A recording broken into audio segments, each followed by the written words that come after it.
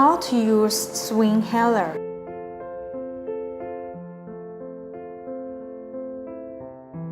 Hold the Swinghaler horizontally in both hands and grab it by each edge of transparent cover and the body. Push it up and down, then pull apart to open the cover. Shake the Swinghaler up and down for 3 or 4 times while keeping the dot counter facing upwards. Hold the Swinghaler at the white color plastic body and push the bottle toward the mouthpiece 1 time until you hear it click.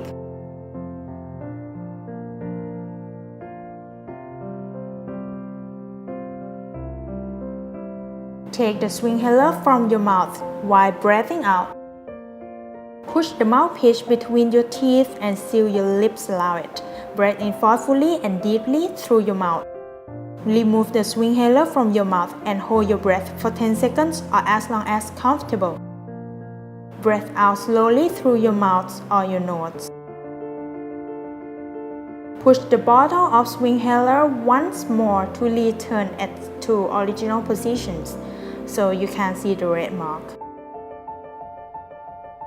Clean the mouthpiece by tissue or dry lint-free cloth. Close the cover.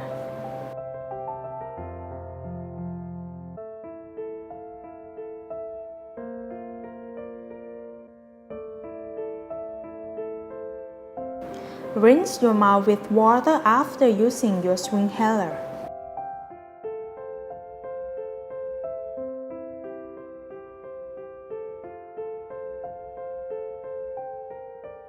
How to know when to replace your Swinghaler?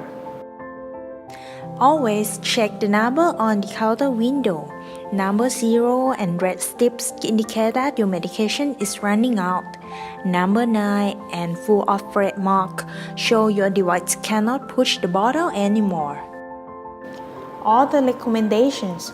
Repeat all steps for each puff ordered by your physician.